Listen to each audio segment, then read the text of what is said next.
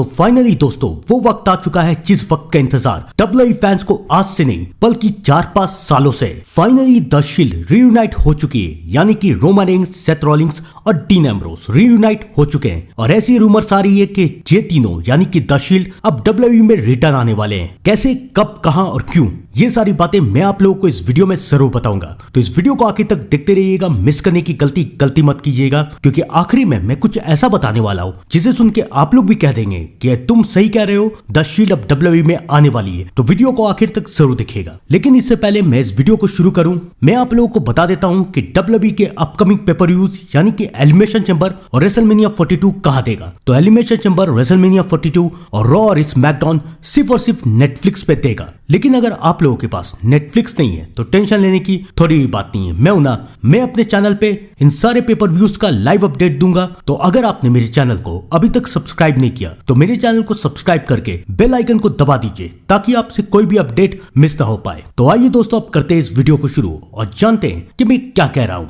WWE की एक सबसे खतरनाक टीम बनी थी जिसका नाम था the shield. Roman Reigns, Seth Rollins और डीन एम्ब्रोस तीनों ने एक साथ डेब्यूट किया। तीनों ने काफी बड़ी बड़ी टीम को हराया। Evolution, Kane, Daniel Bryan, CM Punk WWE में तहलका मचा दिया। लेकिन एक वक्त ऐसा आया जब सेथ रॉलिंस ने टीम को तोड़ दिया और उसके बाद तीनों अलग अलग हो गए। लेकिन कुछ दिनों के बाद फिर से फाइनली ये तीनों एक हुए और फिर से बनी द शील्ड। कुछ साल के बाद रोमन रेंस को डब्ल्यूडब्ल्यूई से जाना पड़ा और इसी बीच डीन एम्ब्रोस ने सेथ रॉलिंस को धोखा दे दिया और अब डीन एम्ब्रोस ने द शील्ड को तोड़ दिया था। लेकिन फिर से रोमन रेंस वापस आए और रोमन रेंस के वापस आने के बाद द शील्ड एक बार फिर से एक हो गई। सबको लग रहा था कि अब द शील्ड कभी अलग नहीं होगी, इनका सफर लंबा जाएगा और ये अब डब्ल्यूडब्ल्यूई को डोमिनेट करेंगी। लेकिन उसके बाद कुछ ऐसी खबरें आई जिसे सुन के डब्ल्यूडब्ल्यूई फैंस का दिल टूट गया। सबको ये पता चल गया कि डीन एम्ब्रोस अपने कॉन्ट्रैक्ट को आगे नहीं बढ़ाने वाले हैं। डीन एम्ब्रोस को अपनी स्टोरी लाइन डब्ल्यूडब्ल्यूई में पसंद नहीं आ रही तो वो डब्ल्यूडब्ल्यूई छोड़ के जाने वाले हैं। विंस मैकमैन ने डीन एम्ब्रोस को रोकने की बहुत कोशिश की। रूमर्स तो ये भी है कि विंस मैकमैन ने डीन एम्ब्रोस को टाइटल देने की भी बात कही, यहाँ तक कि रेसलमेनिया में मेन इवेंट देने का भी वादा किया। लेकिन डीन एम्ब्रोस डब्ल्यूडब्ल्यूई में रुके नहीं। रोमन रेंस और सेथ रॉलिंस ने भी कोशिश की, लेकिन डीन एम्ब्रोस डब्ल्यूडब्ल्यूई छोड़ के चले गए और उसके बाद रोमन रेंस और सेथ रॉलिंस भी आगे जाके अलग हो गए। दोनों के बीच में नफरत की एक दीवार आ गई